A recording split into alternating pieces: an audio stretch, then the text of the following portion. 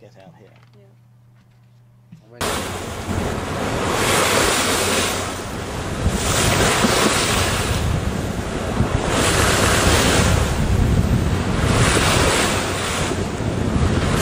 This is John Allen. John, would you like to explain to us what you are going to do on during the cruise and how your equipment works? Yeah, sure. This is an opportunity to make some dedicated turbulence measurements from a sailing yacht, which is a really exciting opportunity. And it's probably one of the first times we've dedicated some scientific time to be able to use a really high-frequency water sampling instrument like this.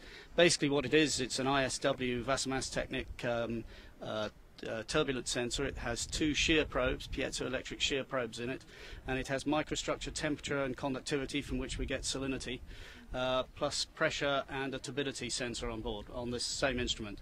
The instrument basically free falls, so we pay out enough cable so that it free falls on its own, so there's spare cable in the water.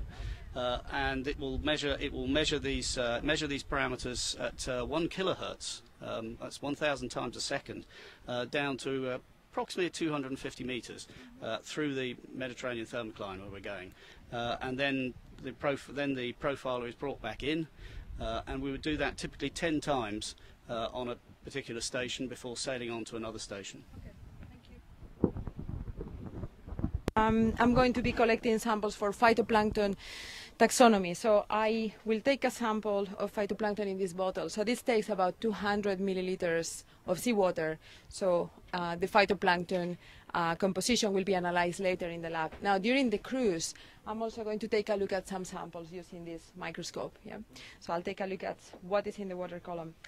And I'm going to do two main things in terms of the molecular analysis. So I'm going to use this peristaltic pump that has a tube going through it. So this is the seawater that I will be collecting at station. And I am going to push this seawater sample through this cassette here that will contain a filter.